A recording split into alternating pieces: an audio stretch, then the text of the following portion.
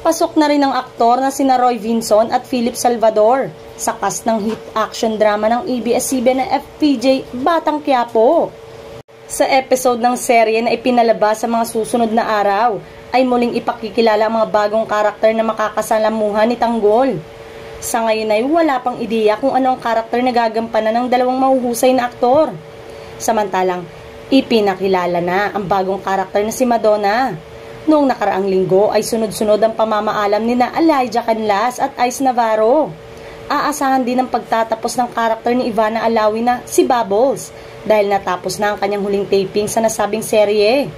Sa mga susunod na araw ay nakatakdang makilala ang ipapalit ni Coco Martin sa mga natanggal na karakter at papasok sa Batang Quiapo. Sa paglisan nga ay mas marami pang mga kapamilya stars ang bagong cast member at posibleng maging kapalit nito. Tiyak umano ang marami ang magugulat na magiging masaya dahil hindi inaasahan ang pagiging cast member niya ng Batang Quiapo.